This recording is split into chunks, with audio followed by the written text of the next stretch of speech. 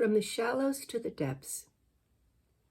As you pick up this book, you may feel that you simply are not one of those people capable of a deep experience with Jesus Christ. Most Christians do not feel that they have been called to a deep inward relationship to their Lord, but we have all been called to the depths of Christ just as surely as we have been called to salvation. When I speak of this deep inward relationship to Jesus Christ, what do I mean? Actually, it is very simple. It is only the turning and yielding of your heart to the Lord. It is the expression of love within your heart for Him. You will recall that Paul encourages us to pray without ceasing in 1 Thessalonians 5, verse 17. The Lord also invites us to watch and pray in Mark 13, verses 33 and 37.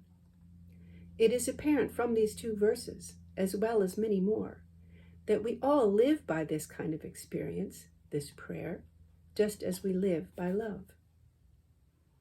Once the Lord spoke and said, "I counsel you to buy from me gold tried in the fire, that you may be rich." Revelation 3, verse 18. Dear reader, there is gold available to you. This gold is much more easily obtained than you could ever imagine. It is available to you. The purpose of this book is to launch you into this exploration and into this discovery. I give you an invitation. If you are thirsty, come to the living waters. Do not waste your precious time digging wells that have no water in them.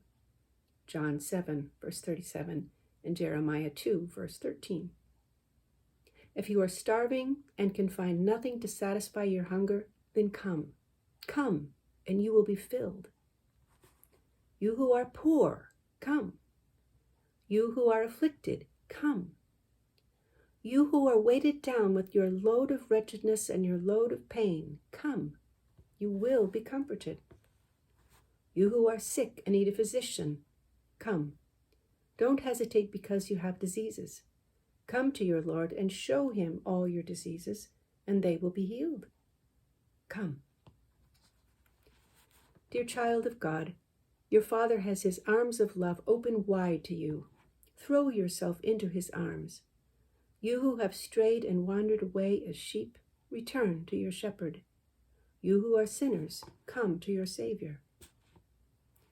I address especially those of you who are very simple, and you who are uneducated, even you who cannot read and write.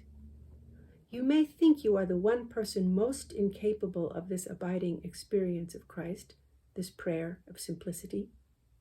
You may think yourself the one farthest from a deep experience with the Lord. But, in fact, the Lord has especially chosen you. You are the one most suited to know Him well. So let no one feel left out. Jesus Christ has called us all. Oh, I suppose there is one group who is left out. Do not come if you have no heart.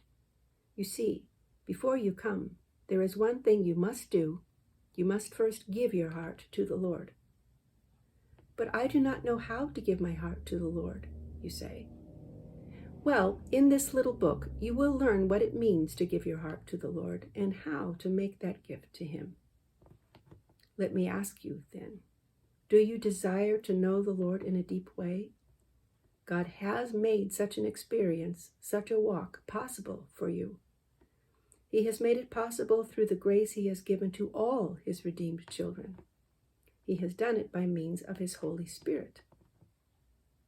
How then will you come to the Lord to know Him in such a deep way? Prayer is the key. But I have in mind a certain kind of prayer. It is a kind of prayer that is very simple and yet holds the key to perfection and goodness, things found only in God Himself. The type of prayer that I have in mind will deliver you from enslavement to every sin. It is a prayer that will release to you every godly virtue. You see, the only way to be perfect is to walk in the presence of God. The only way you can live in His presence in uninterrupted fellowship is by means of prayer, but a very special kind of prayer. It is a prayer that leads you into the presence of God and keeps you there at all times. A prayer that can be experienced under any conditions any place, and any time. Is there really such a prayer? Does such an experience with Christ truly exist? Yes, there is such a prayer that does not interfere with your outward activities or your daily routine. There is a kind of prayer that can be practiced by kings, by priests, by soldiers, by laborers, by children, by women, and even by the sick. May I hasten to say that the kind of prayer I am speaking of is not a prayer that comes from your mind. It is a prayer that begins in your heart. It does not come from your understanding or your thoughts. Prayer offered to the Lord from your mind simply would not be adequate. Why? Because your mind is very limited. The mind can pay attention to only one thing at a time. Prayer that comes out of the heart is not interrupted by thinking. I will go so far as to say that nothing can interrupt this prayer of simplicity. Oh yes, there is one thing. Selfish desires can cause this prayer to cease.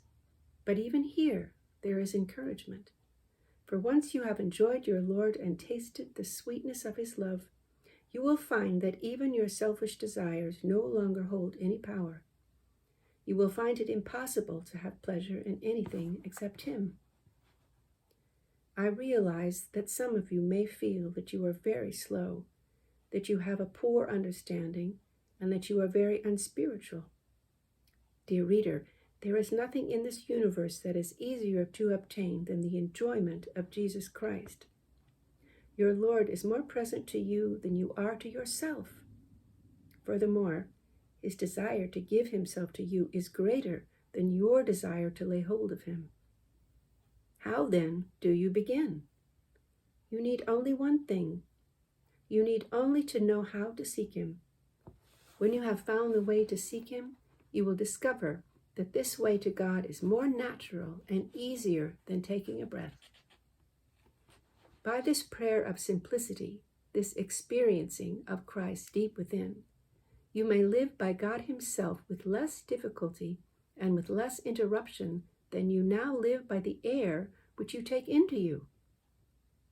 If this is true, then I ask, wouldn't it be a sin not to pray? Yes, it would. But once you have learned how to seek Jesus Christ and how to lay hold of him, you will find the way so easy that you will no longer neglect this relationship to your Lord. Let us go on, therefore, and learn this simple way to pray.